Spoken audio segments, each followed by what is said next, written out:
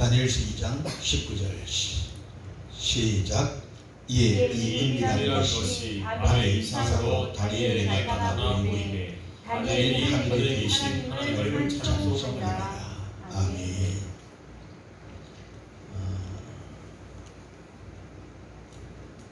하나님의 기적은 지금도 일어나고 있습니다. 창세기의 하나님은 마지막 계시록의 하나님이시고 은혜의 하나님이신 걸 믿습니다. 하나님의 기적, 하나님의 기적은 아무에게나 나타나는 것이 아니고 경건의 신앙을 가진 자에게 하나님의 은혜의 기적은 나타난다. 경건의 신앙을 가지려면 어떻게 해야 되느냐? 예수 그리스도 하나님을 주체로 삼아야 된다. 예수님을 주체로 삼을 때에 경건의 신앙을 가질 수 있다. 예수 그리스도의 주체로 삼는 것이 뭐냐? 하나님 말씀을 중심으로 삶을 사는 것을 우리는 경건의 신앙이라 하고 하나님을 주체로 하고 산다. 자, 하나님 말씀을 중심히 하는 자의 삶이 뭐냐? 마태복음 6장 31절에 무엇을 먹을까 입을까 무엇을 마실까의 중점이 아니라 33절에 그의 나라와 그의 의를 구하는 것이다. 하나님 말씀의 중심의 삶을 사는 자는 그의 나라와 그의 의를 위하여 기도하며 삶을 살아간다는 겁니다. 다시 말씀드리면 지금도 하나님의 기적은 있는데 이 기적은 누가 체험하느냐? 하나님을 주체로 하여 말씀 중심적 삶을 사는 자에게는 기적이 있다는 것입니다. 자, 하나님 말씀을 중심으로 사는 자는 그의 나라와 그 의를 구한다. 이 말을 다른 말씀으로 드리면 예수 그리스도를 바라보는 삶입니다. 예수 그리스도를 바라본다는 것은 예수 그리스도를 의식하며 사는 겁니다. 의식의 삶이지요. 의식의 삶. 그래서 우리가 어떤 일거수 일투족 모든 범사의 액션을 행동하기 전에 먼저 뭐 해야 되느냐? 기도로 아버지 뜻을 구하는 거지요. 기도로 하나님의 뜻을 찾게 되는 겁니다. 구하라, 찾으라, 두들겨라 말씀합니다. 그래서 기도 없는 어떤 행동, 기도 없는 삶은 상당히 자기 의로 하기 때문에 주님 앞에서는 죄가 된다는 것을 우리는 알아야 됩니다. 그래서 사무엘상 12장 23절에 기도 쉬는 것은 죄라고 말씀합니다. 왜? 자기 의로 자기 배운 지식으로 경험으로 상식으로 살기 때문에 그렇습니다. 그래서 기도가 얼마나 귀한 것인가를 우리는 재발견할 수가 있고 기도하는 삶이 되셔야 하는 겁니다. 그래서 바울도 데살로니가전서 5장 17절 쉬지 말고 기도하라는 것이 여기에 있습니다. 쉬지 말고 기도하는 것이 뭐냐? 모든 범사의 기본이 기도라는 거예요. 모든 범사의 기본이 기도. 그런데 우리는 이 생활 습관을 바꿔야 되는데 바뀌지 않은 상태에 사니까 기도하는 시간이 없어지는 거예요. 여러분 무엇을 먹든 마시든 무엇을 하든지 아버지의 영광은 하나님을 의식하는 것이고 하나님을 의식하는 자는 늘 기도, 하나님과의 교제가 있다는 겁니다. 교제 교통이 있어야 된다. 할렐루야. 이거는 뭐냐? 무시로 하는 겁니다. 기도는 날받아서 하는 것이 아니라 무시로. 그래서 어떤 일을 하면서도 기도할 수 있어야 되고 움직이면서도 기도할 수 있어야 되고 걸어가면서도 기도할 수 있어야 된다는 얘기예요. 이건 아버지를 의식하고 사는 것이고 그의 나라와 그 의를 구하며 예수를 바라보는 삶의 모습이라고. 자, 예수를 바라보며 사는, 하나님을 의식하고 사는 자는 어떻습니까? 절로 자기 자신을 다스리게 되어 있습니다. 그래서 자기를 돌아보아 하는 말이 있잖아요. 자기 자신을 늘 돌아보게 되면 우리는 주의하지 않을 수가 없는 거예요. 그래서 무엇을 먹든 마시든 무엇을 하든지 하나님께 영광이 되게 해라. 그래서 뭐냐? 내가 편의주의죠. 내가 하고 싶은 일만이 아니라 이웃의 편에서도 생각해 봐라. 주변 사람들의 편에서도 한번 고려해 보라는 얘기죠. 나만 좋다 해서 아버지 은혜가 아니에요. 나에게 유익만이 복이 아니라는 겁니다. 때로는 내가 손해보는 것이 내게 복이 될 수가 있어요. 그 예가 뭡니까? 이웃에게 나눔이지요. 이웃에게 베풀고 나눔의 삶은 어떻게 보면 나에게는 손해보는 개념이 있어요. 그러나 결국 내 입에 들어갈 것, 내 호주머니에 가져갈 것을 이웃에게 나누어 줌을 통해서 오히려 그것이 내게는 더 덕이 될 때가 있단 말이에요. 여러분, 성경에는 덕을 끼치라는 말이 있어요. 그 덕이 뭐냐 하면, 오늘 보게 되면 덕이 뭐냐 하면요, 영혼을 살리는 것이 덕이에요. 그래서 예수 믿는 사람은 늘 덕을 끼치라는 것은 이웃의 영혼을 살리는 삶을 살아라는 얘기예요. 이웃의 영혼을 살려야 돼요. 아멘. 어떤 예언을 하든 어떤 투시를 보든 어떤 은사를 행하든 간에 내 속에 덕이 없으면 늘 말을 해도 행동을 해도 권위주의적이고 가시가 있어서 상처를 줘요. 그런데 내 안에 쓴뿌리 쓴숲이 있는 그런 자의 예언은 상당히 위험합니다. 거의 아버지의 음성이 아니라 자기 소견대로 말하는 거짓 예언이 될 확률이 90%.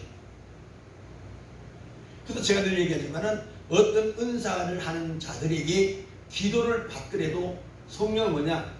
무시하지 말라 그랬어요. 참고로만 들으면 돼요. 그러나 그것이 절대가 아님을 깨달으셔야 돼요. 아무리 어떤 자가 예언해도 그 사람의 예언이 정령 성령의 음성이라면 그분의 마음속에 성령의 마음을 가진 자가 되셔야 돼요. 그럼 성령의 마음을 가진 자의 자세가 어떨까요? 온유와 겸손이에요. 그래서 어떤 말을 하더라도 찌르는 것이 아니라 가시가 아니라 치료하는 역사. 그래서 성령의 역사는 치료하는 역사, 생명을 살리는 역사, 세워주는 역사, 일으키는 역사예요. 아멘이시죠? 그래서 우리가 경건의 신앙을 가진 예수 그들 주체로 삼고 말씀 중심의 삶을 자는 늘 예수를 바라보기 때문에 예수를 바라보는 자는 어떤 역사냐? 예수 그리스도의 마음을 갖고 사는 자예요. 할렐루야. 예수 그들의 마음을 갖고 살아야 돼요. 그래서 이것을 베드로 전서 5장 11절에 보니까 너희가 말을 할 때도 하나님 말씀처럼 뭐냐? 예수의 마음으로 하고 너희가 어떤 행동을 봉사 성립할 때도 예수의 마음으로 하라는 거예요. 자, 보면 이 예수의 마음은요 한 번도 자기 스스로의 세움이 없었어요. 예수는 자신을 드러낼 적도 없어요. 이해하십니까? 그래서 베드로전서 5장 4장인가요? 4장 11절처럼 무엇을 말씀할 때도 하나님 말씀처럼 무엇을 할 때도 하나님께 공급받은 힘으로 하는 것은 바로 예수의 모든 삶을 예수의 마음으로 하라는 얘기예요. 예수는 일평생 동안 자기 스스로 높아진 적이 없어요. 성부 하나님을 자랑하고 존귀 여기고 성령 하나님을 인정하며 세워줬다는 얘기예요. 그래서 예수님이 그 모든 삶을 통해서 오늘 우리의 삶에 적용이 되는 것이 신앙생활입니다. 왜? 우리가 예수님을 따라가는 제자잖아요. 제자는 선생님이 하시는 스승의 삶을 그대로 본받는 것이 제자의 삶이거든요. 그래서 오늘 우리가 예수의 마음을 갖고 살아야 된다는 거예요. 이걸 우리가 평생 교회에서 광야 교회를 통하여 훈련하고 배우고 있다는 겁니다. 오늘 여러분의 신앙이 예수의 마음을 품고 살면은요, 첫째, 내가 먼저 축복이 돼요. 예수의 마음이 사라지는 순간 내 의가 올라와요. 쓴뿌리가 올라온다 그랬죠.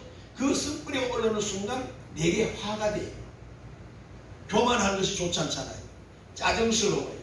혈기가 나와요. 원망이 나와요. 불평이 나와요. 이게 뭐냐? 예수의 마음을 품지 않았다는 거예요.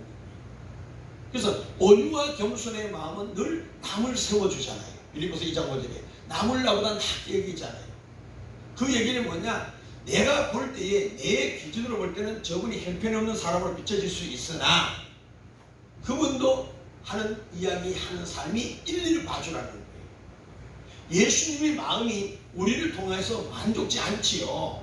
안타깝지요. 금방 어떻게 다그치고 싶지요. 그러나 주님은 우리 편에서 보니 이해가 됩니다. 아직 너희의 신앙이 어린아이 신앙인지라 내가 좀 기다려보자. 주님은 이렇게 물끄러미 바라보시며 우리를 향하여 기다리고 있다는 얘기입니다. 우리 마음 같으면 금방 어떤 액션을 팍팍 취해서 좋겠는데, 만약에 우리 마음처럼 예수님이 즉각 행동하셨다면 여기 앉아있는 사람 아무도 없습니다. 그렇죠? 그 뭐냐? 예수님이 기다림으로, 오래 참음으로, 사랑이 뭐냐? 오래 참음이잖아. 오래 참고 기다리니까 그냥 참음이 아니죠. 한순간이 아니죠. 오래 참음. 그래서 우리가 인간관계 속에서도 오래 참고 눈물로 기도한 자, 어떤 사람은 20년, 어떤 사람은 30년 기다리면서 눈물에 기도한 결과 그 기도 응답이 죽음 앞에서 이루어지는 사건도 많다는 거예요. 오늘 우리의 신앙이 예수를 바라보는 자는 어떤 마음이다? 예수의 마음을 품는 자들이라. 그래서 우리가 무엇을 할 때 예수님이라면 어떻게 하셨을까를 우리 생각해 봐야 되죠. 이런 상황에서 만약에 주님이라면 어떻게 하셨을까? 코로나를 통해서 많은 국민들이 힘들어하는데 이럴 때 예수님은 어떻게 하셨을까? 오늘 우리는 주의 마음을 늘 품고 사는 것이 축복인 걸 믿으시면 아멘 하십시오. 그래서 예수의 마음을 품고 살는 자는요, 신기하고 놀라운 것은 자기 발견이 있습니다. 늘 자기 발견이 돼야 예수의 마음을 품을 수 있어요. 왜? 사람은 자기 중심적 삶을 살거든요. 말을 해도 자기 편에서 말을 해요. 자기에게 유리된 말을 하고 자기에게 유리된 것을 변명하고 이야기한단 말이에요. 자기 편에서 살지만 하나님 편에서 살면 예수의 마음을 품고 사는 자는 늘 나를 살필 줄 알아야 돼요. 나를 살필 줄 알아야 돼요. 내가 누구인가? 내가 누구인가? 내가 누구? 다시 말하면 내 안에 무엇을 품고 사느냐가 중요한 겁니다. 그래서 제가 오늘 일부 예배 때 영성, 성령의 기름 부음의 기도를 제가 말씀드렸잖아요. 사람들은요, 기도해도요, 자기 중심적인 기도를 하지 하나님의 뜻을 구하는 기도가 극히 적어요. 주님보다 자기 뜻대로 하는 거 하지 말라 그랬거든요. 우리 뜻이 뭐예요? 잘 먹고 잘 사는 거잖아요. 그래서 무엇을 먹을까, 입을까, 마실까잖아요. 주님 그거 하지 말라 그래요. 그러니까 우리의 기도를 분석해보면 전부 자기 편에서 기도해요. 그래서 주시옵소서가 많이 나오잖아요. 그런데 예수의 마음을 가지고 기도하게 되면 신기하게 놀라운 것은 나를 발견하니까 형편없는 나였는데 주님은 기다리시면서 나를 나되게 만드시면서 하니 내게는 감사밖에 없다는 거예요. 그래서 바울이 범사에 감사하는 얘기예요. 진짜 하나님을 주체로 삼고 경건의 신앙을 사는 자는요, 신기하게 놀라운 것은 감사밖에 없습니다. 예수님의 마음을 품고 사는 자는요, 신기하게 놀라운 것은 감사밖에 없습니다. 예수님의 모든 삶은 감사밖에, 한 번도 불평한 적 없잖아요. 십자가 사건 앞에서도 죽기를 싫어했지만 예수님은 기도하시면서 하시는 말씀, 내 뜻대로 마옵시고 아버지 뜻이 이루어지기를 원합니다. 오늘 여러분의 기도에 마무리할 때는 반드시 이것이 필요하다는 겁니다. 우리가 무엇을 아무거나 기도할 수 있지요. 왜? 아직 신앙이 어린아이니까 내 것만 구할 수가 있단 말이죠. 그죠? 그러나 마지막에는 아버지, 내가 이렇게 많은 걸 구하였는데 이것이 내게 신앙생활에 생명을 살리는 데 장애가 된다면 이거 다 적어두시고 아버지의 뜻대로 되어져 가기를 원합니다. 이게 기도하는 자의 자세입니다. 내 뜻대로 마옵시고 아버지 뜻대로 하옵소서. 근데 어떤 사람이 이걸 또 가르쳤더니 기도가 이래요. 이 모든 것이 아버지 뜻이 되기를 원하옵고 아버지 뜻대로 되기를 원하면 이건 엄청난 죄를 짓는 거예요. 내가 기도한 내 뜻이 아버지 뜻이 되기를 원한다는 것은요, 엄청난 기도, 엄청난 죄를 짓는 거예요. 그렇게 하면 안 됩니다. 그런 기도한 적 있었어요. 난 그 기도할 때마다 주여 주여 합니다. 내 뜻대로 마옵시고 내 뜻이 아버지 뜻이 되어 이루어지기를 원합니다 하면 하나님은 내 액세서리로 사용하고 있다는 거예요. 내가 주체가 되는 거잖아요. 내 뜻이 이루어지기를 원하니. 그러나 내 뜻대로 많은 걸 구했지만 이 많은 기도, 많은 걸 구한 이것이 내대로 하지 말고 아버지 뜻대로 되어서 가기를 원합니다. 아버지를 주체로 삼는 기도란 말이에요. 아멘이시죠? 여기 기도할 때 조심하셔야 된단 말이에요. 자, 그래서 오늘 우리는 지금도 기적은 있지만 이 기적은 어떨 때 일어난다? 예수를 주체로 삼으셔야 돼요. 예수를 주체로 삼으십시오. 이거는요, 여러분의 마음의 자세입니다. 내가 강조하잖아요. 내가 믿으니 믿어지더라는 거예요. 이게 주체로 내가 예수를 주인으로 삼고 살아야지 결단하는 순간 기적이 일어나기 시작하는 겁니다. 마음의 준비. 그리고 시작이 반이라는 말이 있어요. 모든 일은 마음먹기에 달려있어요. 마음먹기.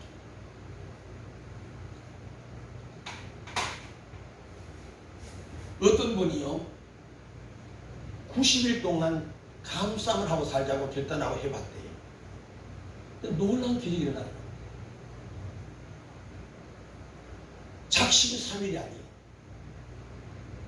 여러분들 제가 전에 많이 강조했잖아요. 주기도문을 하루 50독, 100독, 300개선 해봐라. 기적이 일어납니다. 만약에 여러분들이 늘 집에서요 살 빼려고 운동하는 것처럼 하나님의 말씀의 기도를 한번 해보십시오. 놀라운 기적이 일어나요. 나는 예수의 피로 제사함 받았습니다를 해보라고요. 300독 이상, 500독 이상 되고 있어요. 한 30분 이상만 하면요 여러분의 가슴이 뜨거워져요. 온몸이 막 뜨거워져요.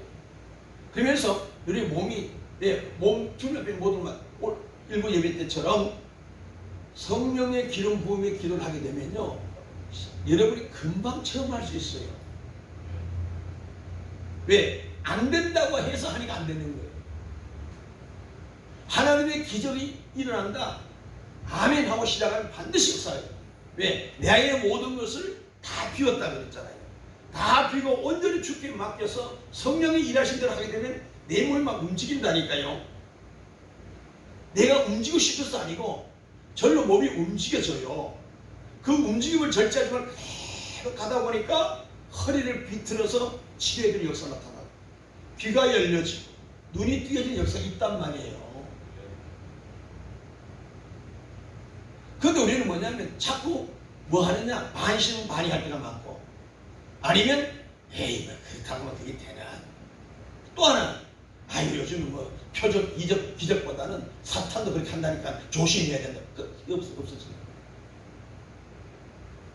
그리고 모든 것이 내가 믿으니 믿어지는 사건.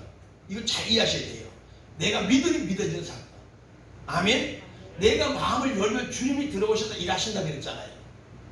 그럼 우리는 주님을 문 밖에 세워준다고. 문 밖에 세워두니 내게는 기적이 없는 거예요. 필요할 때만 주님을 액세서리로 쓰임 받는 게 아니에요. 나의 주체가 누구다? 문 밖에 세워둔 주님을 나의 주인으로 모셔드릴 때 기적이 나는 거예요. 왜? 그분이 하시니까. 오늘 이 은혜가 있기를 주님으로 축원합니다. 할렐루야. 자기 발견이 자기 발견. 그래서 5절도 말씀드렸습니다. 이 자기 발견이 바로 뭐냐? 회개하는 신앙이에요. 회개의 신앙을 가지셔야 돼요. 회개는요, 영혼을 아름답게 합니다. 회개하는 신앙은 영혼이 아름다워요. 회개하는 신앙 가질 때 영혼이요, 온유와 겸손이 절로 나와요. 회개가 뭐라 그랬어요? 뉘우치고 깨닫고 고백함을 통해서 말씀 안에 삶이 회개라 그랬어요. 왜? 인간 창조 목적대로 원점으로 돌아오는 거예요. 하나님이 원점으로. 지금 우리의 모든 것이 계시록이 뭡니까? 에덴 동산 회복이 계시록이에요. 원점으로 돌아오는 거예요. 하나님의 원래 취지대로 돌아오는 것이 마지막 알파와 오메가의 역사, 계시록이란 말이에요. 그럼 오늘 우리가 어떤 축복이냐? 내가 예수를 떠나 살았던 탕자의 삶이 아버지 집으로 돌아와서 둘째 아들의 모든 신분의 변화, 신분이 회복된 것처럼 오늘 우리도 회개는 말씀으로 돌아와 말씀대로 사는 것이 회개란 말이에요. 아멘? 그러니까 말씀 안에 이 삶을 사는 것이 하나님의 기적이 나타납니다. 그래서 주님이 이렇게 말씀하죠. 주역이 33장에 보니까 내가 긍휼을 베풀 자에게 긍휼을 주겠다. 내가 은혜를 베풀 자에게 은혜를 준다. 데살로니가후서 3장 2절에는 믿음은 아무나 것이 아니라는 겁니다. 그냥 믿습니다 해서 기적이 있는 게 아니에요. 그건 자기 믿음이에요. 그러니까 믿습니다 안 해도 회개하여 말씀 안에 삶을 사는 예수의 마음으로 살아가는 그들에게는 모든 범사가 기적이 됩니다. 그 기적 중에 하나가 뭐냐?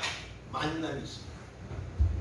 예수의 마음을 가지고 살면은요, 만남의 복이 있어요. 아멘. 만남의 복입니다. 모든 인생의 축복의 시작이 만남부터예요. 태어나자마자 부모를 만나요. 조금 크니까 누구요? 선생을 만나요. 그렇죠? 조금 크면은 유치원을 가든지 초등학교 가든지 학교를 가서 선생을 만나게 되잖아요. 부모가 부모를 만나고 두 번째 스승이, 외부적인 스승이 학교 선생들이고 가르치는 자들이란 말이에요. 그렇죠? 그 선생을 만나게 되는 거예요. 그 선생을 만나는데 어떤 선생을 만나냐에 따라서 인생이 좌지우지한 것이 우리 눈으로 보잖아요. 어떤 아이들은 학교 선생님 그 말씀 한마디에 상담해서 말씀 한마디에 자기는 새 힘을 얻고 인생이 바뀌었다는 간증들이 많이 있잖아요. 그래서 여러분들도 어떤 선생을 만나느냐, 어떤 지도자를 만나느냐에 따라서 신앙생활 질이 달라져. 그래서 진짜 선생은 책망도 할 수 있어야 되고 칭찬도 할 수 있는 선생이 되어야 된다는 거예요. 많은 칭찬을 해주면 버릇이 없어져요. 왜? 자기 잘못을 모른다는 거예요. 아, 이렇게도 되는가 보다 해. 이렇게도 되는가 보다 해. 그 기준이 뭐다? 사라진다는 거죠. 그러나 잘못되었을 때 지적해 주는 것은 아, 이렇게 하면 안 되는 거구나 깨닫고 다시 새 길로 가니까 내가 그만큼 성장하게 되고 숙성되어 가더라는 거예요. 신앙도 똑같습니다. 만약 기도 안 대로 다 되면은요, 여러분 버릇이 없는 방종의 삶을 살 수 있어요. 교만에 빠져버립니다. 그죠? 근데 내 기도한 대로 안 되고 다른 길로 인도할 때가 많고 기도해도 응답이 없을 때도 있어요. 왜 그럴까요? 나를 나대게 하기 위해서입니다. 하나님은 우리에게 징계를 주셔요. 하나님은 우리에게 고난을 주셔요. 왜? 구원받은 백성으로 만들기 위해서입니다. 아멘? 구원받은 백성으로 만들어지기 위해서 우리에게 고난을 준단 말이에요. 그래서 그것이 우리에게 보다 유익이니까 감사할 수밖에 없죠. 할렐루야. 오늘 우리의 신앙이 만나는 예수의 마음을 품고 살아가게 되면 예수의 마음이 어떤 마음이요? 성자의 마음이잖아요. 성자가 누구요? 윤리적 도덕적으로 쓴뿌리 쓴쑥이 없는 자예요. 쓴뿌리가 없는 자가 성자란 말이에요. 이걸 일반인들은 아이고 저 사람은 법 없이도 산다는 사람 있잖아요. 아이고 목사님 그 사람 참 좋아요, 사람 좋아요 이런 소리 듣잖아요. 예수 믿지 않는 무리 속에서도 그런 사람이 있더라는 거예요. 근데 우리가 이 삶을 살면 왜 우리 주변에 만남이 복이 없겠느냐는 거예요. 제가 늘 즐겨 하는 말씀 중에 하나가 내가 귀인이 되면 귀인을 만나요. 이게 성경적이거든. 예수님이 은혜를 줄 자에 은혜를 준다. 긍휼을 베풀 자에게 긍휼을 주겠다는 것은 뭡니까? 내가 어떤 자이냐 이 말이에요. 그래서 천국은 칭함인 것이다. 내가 복받을 짓 하면 복받게 되는 거예요. 내가 칭찬받을 일하면 칭찬받는 것이고 사랑받을 일하면 사랑받는 거예요. 이걸 성경은 심은 대로 거두리라 행한 대로 갚아주리라. 아멘. 이게 오늘 여러분의 신앙이 만나의 복이 있어야 됩니다. 장사를 하든 사업을 하든 직장생활에도 군대 생활도요 만나의 복이 시작되어야 됩니다.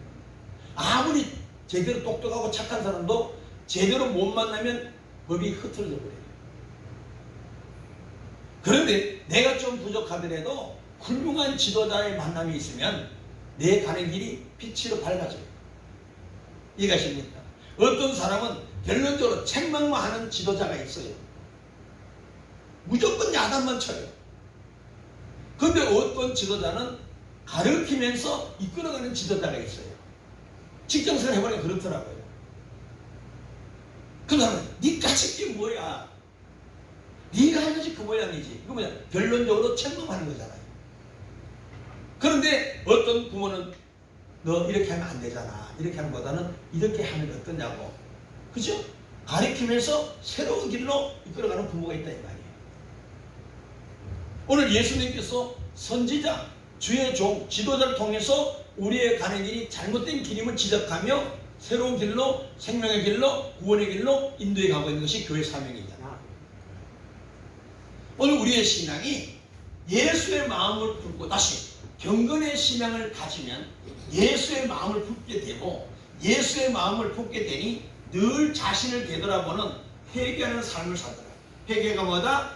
뉘우치고 깨닫고 고백하는 것이 아니라 하나님의 말씀으로 돌아와 사는 것이 회개라는 겁니다. 회개라는 겁니다. 그 회개적 신앙을 가진 자는 만남의 복이 있다는 겁니다. 그 만남의 복은요, 내가 인위적으로 만나러 찾아다니는 게 아니에요. 주님이 붙여주시는 거예요. 주님이 그렇게 얘기하시더라고요. 저도 목회하면서 좋은 성도 만나는 걸 늘 기도하고 있습니다. 그잖아요. 마음껏 목사님 목회하세요. 나의 후원자가 있어야 되잖아요. 첫째는 예수님이 나의 후원자이심을 믿고 두 번째는 삶의 현장에 후원자가 있어야 되잖아요. 늘 기도하고 있습니다. 여러분들에게 만남의 복이 있기를 저는 축원합니다. 자, 중요한 것은요, 왜 많은 사람들이 하나님의 말씀 중심 예수를 중점으로 하지 않느냐. 왜 이 삶을 살면 기적이 있고 이렇게 만남의 복이 있고 축복이 있는데 왜 이 축복을 많은 자들은 저버리고 경건의 삶을 살지 않을까? 왜 교회 생활을 하면서도 신앙생활하면서도 성경적으로 살지 못하고 있을까? 이 말입니다. 그렇잖아요. 왜 그렇게 못 살아요? 그렇게 살면 복을 준다고 주님이 분명히 말씀하시는데 그렇게 살면 범사가 잘 된다 그랬는데 왜 그러면 안 되느냐?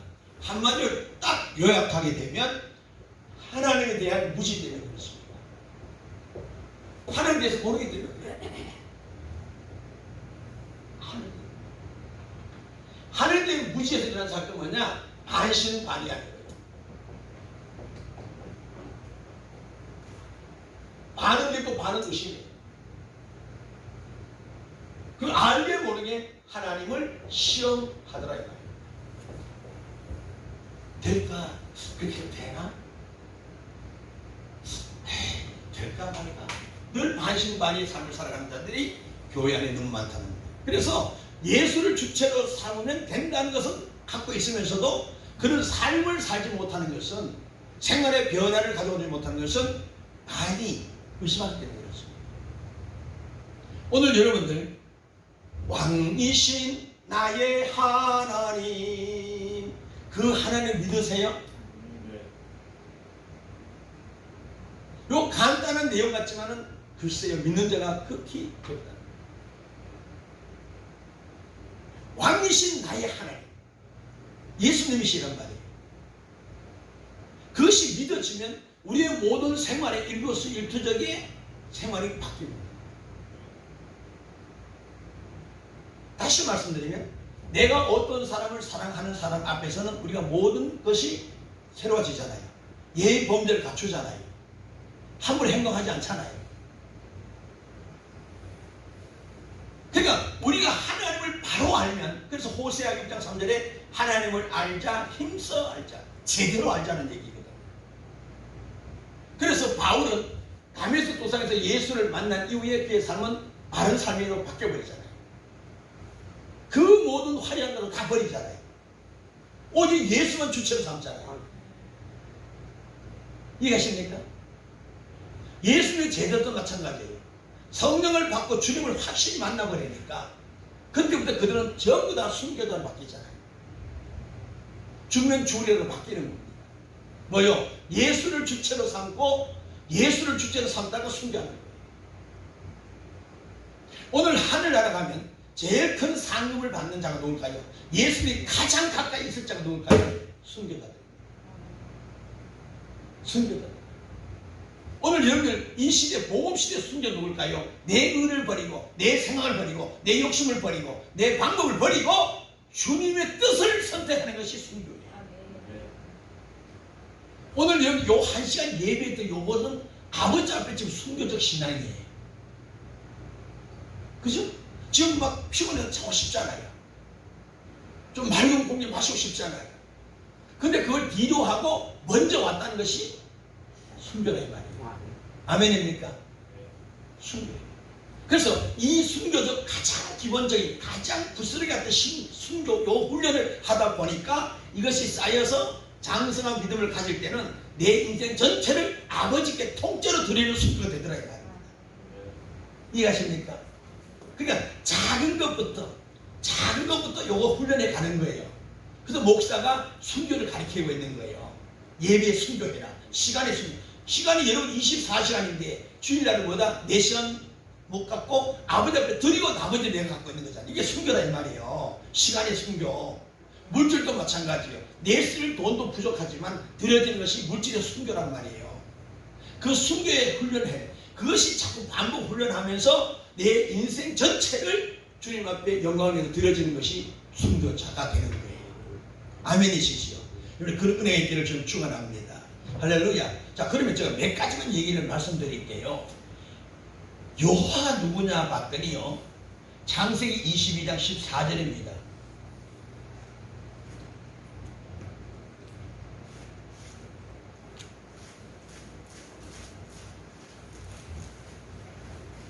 그 하나님이 누구냐 이 말이에요.